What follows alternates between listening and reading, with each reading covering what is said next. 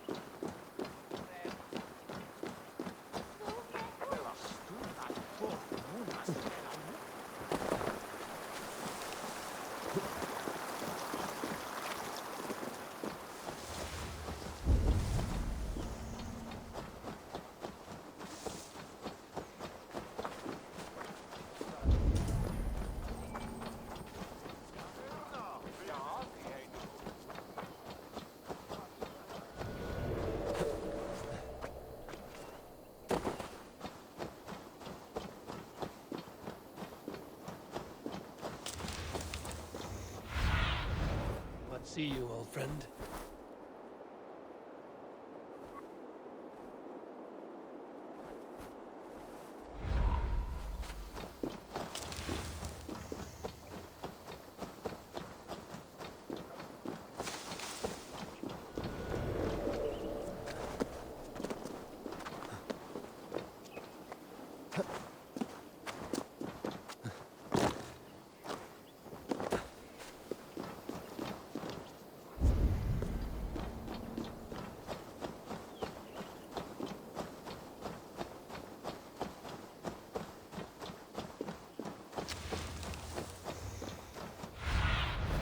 Go, my eyes.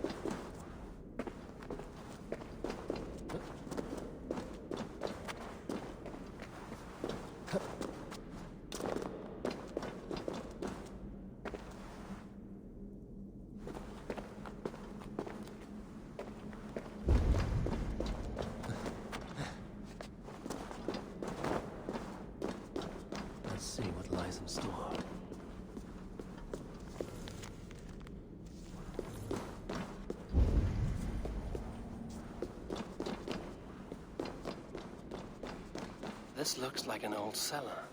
Yeah, reeks of stale wine. Are those barrels still full? A shaft. I can see something at the bottom, but it's out of my reach.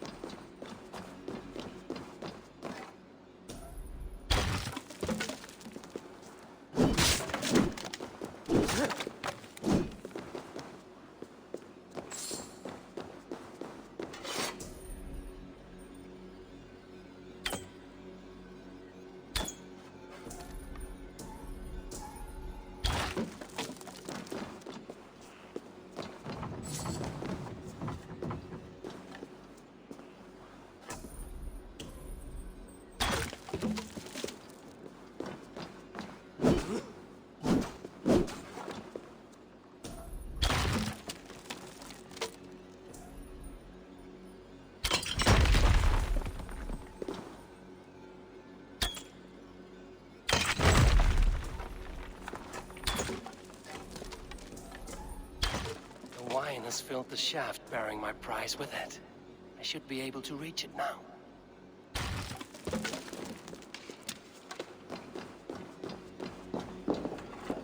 Drinking horn. It looks valuable. A good find, I think.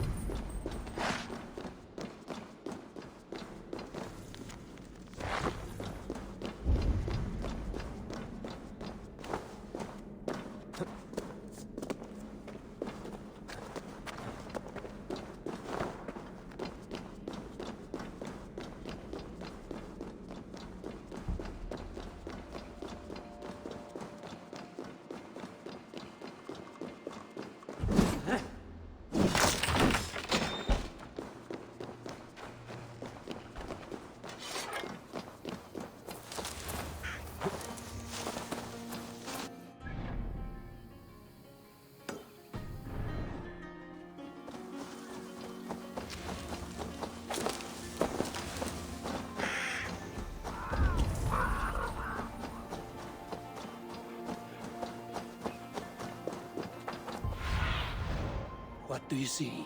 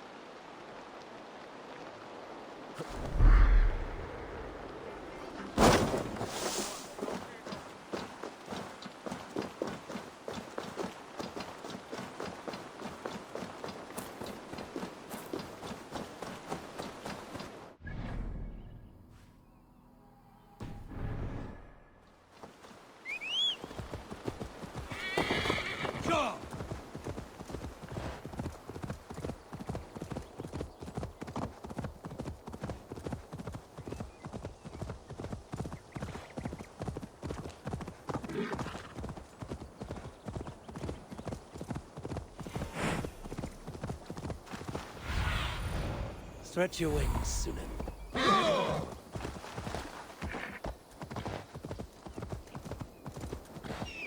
Hunting is a fine sport, but I hope the Ultiman has not become the prey. No good comes from a camp this bloody. They were caught off guard as they supped.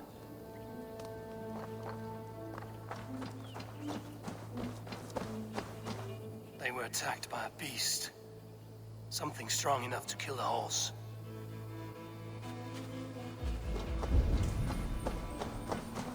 Some large prey left these tracks in the grass.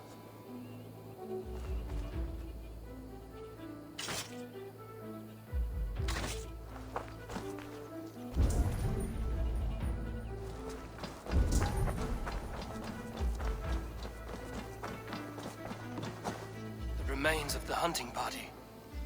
This one was savaged by a large animal. The hunters were prey to a large beast or two. I can only hope that Bjersten still lives.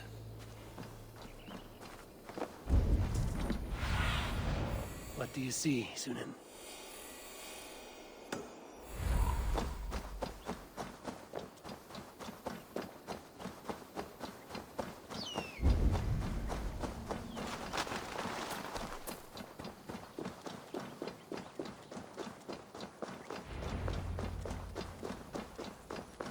Bjersten? Ready your weapon, or accept your fate as a feast for bears. Your weapon strikes true. This is one section you won't kill today.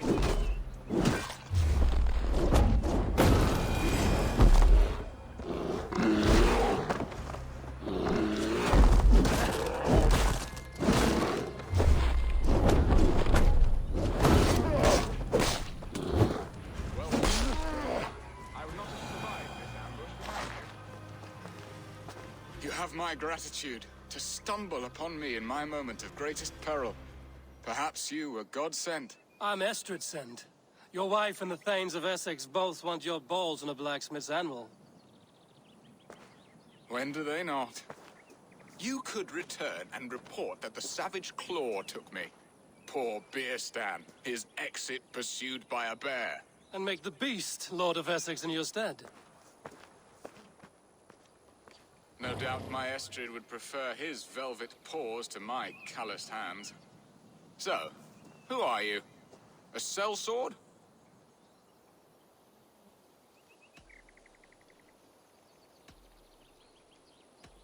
I'm Norse, and no coin groveler. Intriguing. We Saxons hear only that Danes and Norse are ferocious barbarians, all teeth and claws, with little subtlety or wit. But ho! Are you the Norse I sent word to? I am Eivor of the Raven clan. You hinted at an alliance for the loan of my unique talents. Blood, yes. Let us return to Colchester at once, and we'll speak more of the delicate matter on my mind. I'm glad you answered my summons. I did not expect such a skilled fighter. It's good I came. There you are. Shall we continue? It's good I came when I did. We lost many men on this hunt. Good men, all. They will have the proper rights, and their families will be cared for. Your people sacrificed much for your sport. They did. There is no balm for my tortured heart. Why did you ask me here? Do you believe in true love, Eivor? I have loved. But have you truly? Has a longing burned in your breast, a sweet, lingering pain, paralyzing you with its sting? There's pain enough in battle. I do not seek it out in love. I long for it. The thrill of a fight softly won. My wife Estrid lacks fire. She is a fish out of water, cold and dead. She showed great passion when I met her, keeping our Thanes in check. Oh, they love her, it is true. Some with too much devotion. And I have not been a good and attentive husband. I have always been a plucked goose in matters of love. And a piss-poor ruler to boot. Strong must be the hand that steers the ship, Bjersten.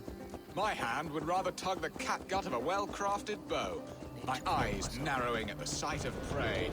Aye, a crown sits heavy on the head. Then let us run wild and free in the woods as the wolves do. Live on our wits, prowl and stalk and feast. You have a romantic way about you, Bjersten. Do not fret. My guards will not worry you when we are together. You mismark me if you think I'm capable of worry. Have you built your city in the ruins of another? No, these builders are lost to the annals of time. Far advanced of the Saxon hovels of Wattle and Daub. I have ambition to build a great palace myself, with mosaics and balmy courtyards. What stops you? That which stops all but the most creative minds. Coin, imagination, talent. And your people? Is Essex happy? That is a question I never really pondered. I suppose they are. I hope they are. Alfred believes I rule like a chickless hen, flapping and squawking over nothing but the farmer's dinner. He interferes? No, he disapproves. Is that not infinitely worse? But look, we are nearing my hall. I must face the wolves at my door before we discuss your favor to Essex, Abel. It may be I can speed your business along. Yesterday.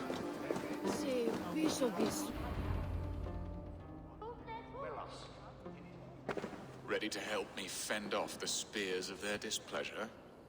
Let them speak their woes. I'll advise you if I can.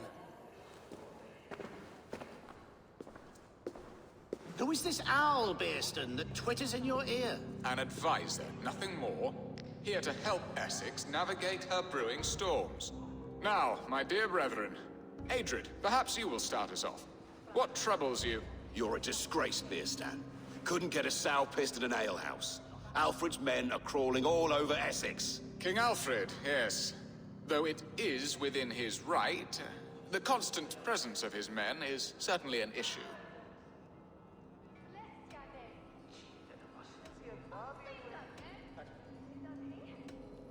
Are they men or babes? If Alfred meddles in the affairs of Essex, send his men home in shrouds. Ah, we should challenge his right to rule. Was not Essex once a thriving kingdom of its own?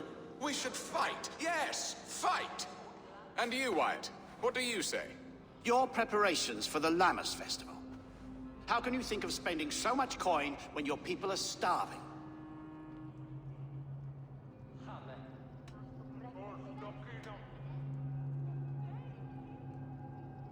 Often should one make an early meal, nor fasting come to the feast. The feast, yes. The festival! This is not for full bellies, but to bless the loaf. Does that not bring us all good fortune? And Aldrich, do you yap like a she-hound as Adrid does? You know my thoughts, Bearston. The feared. How can we give men to Alfred for his wars when our harvest suffers day by day?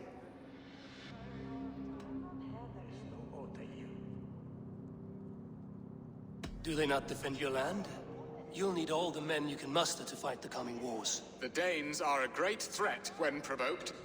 Those we cannot ally with, we must fight or lose our lands. There! Have I not answered all your questions? You are a stain on this shire, Bearstan. Useless. Useless. That's right. Yet still you haunt my hall. Be gone! I haven't time for your squabbling.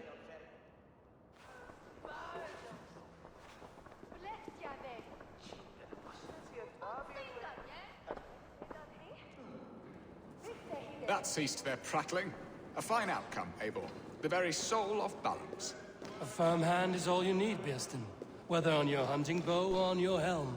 All this talk of hunting makes me long for the woods. Your wife awaits, Bearston. Aren't you worried some other man will drench your sheets with his sweat? Ha! She does as she must. As do I. But you will discover this soon enough. You have done the impossible, Dane. Returned my errant gander to his coop. My pettish love. Such a stormy countenance clouds the sun of my return. Your thanes drank the ale the abbot gifted us. All of it. Now that is a tragedy my heart will not easily overcome. If he looked at me with the same affection he shows for hunting deer, our marriage might have survived.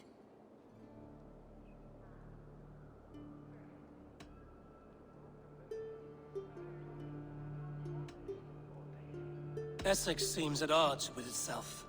Have you called me here to fix the many problems I've already seen today? No, no, I would not inflict the infighting of my thanes upon you, Eivor. Our matters are more delicate. And of a more personal bent, requiring a finesse and discretion that these Saxons often lack. So, what do you need of me? Our affairs are more of heart than of state, Eivor. What little passion there was between us faded into bickering long ago. We would have our freedom, Eivor. I from my wife, and my wife from Essex. I'm too sharp a weapon for so soft a task. Why not part and be done with it? Oh, were I a Dane, and divorce as simple as a slit throat. But it's not so easy as that.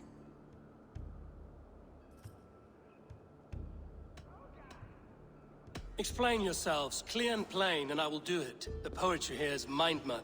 We had a plan, a simple plan. A woman lost and a woman found. Some time ago, we paid a Dane to kidnap me and ferry me safely to Francia. As you can see, he did not deliver. He was certainly thorough in other regards. Some Norse can be quick to take coin and slow to earn it. If I give my word, it is not broken. Could we try the kidnap again? Much of the planning is done. It would only take a more trustworthy overseer. It should be a bold venture if we do. Loud and brash and seen by all. During our Llamas festival, merry peasants and guards with wandering eyes. Your return to Francia would need a swift ship, with a captain ready to leave England. We could ask him. I would have thought his steed and seamen spent. Come find me in the market, Eivor. Our unwelcome guests require food and ale to soften their anger. My wife is a gracious and attentive host, Eivor. The only thing that keeps my braying thanes at bay. And the woman found? A darling Maybud, Ulvida, my childhood sweetheart. I left her 20 years ago in Malden to marry my prickled pear. 20 years? Can an ember so cold be reignited? We can hope. You must fan the flame. Find her, bring her to my lakeside cottage, and light a bonfire there. I will know to come. I believe she lived in the last house in Malden. A small, sweet place where fond memories were made. I will do as you both ask, and ask Freya for success in this love game. Good luck in your endeavors, Eivor. I pray you find my Alvida with a fair face and a yearning heart. Now, should I look for Alvida first? I'll meet with Estrid at the marketplace. She will remember me, won't she? Yet what if she's married already? Or buried in the cold clay earth? No, I must not think on it.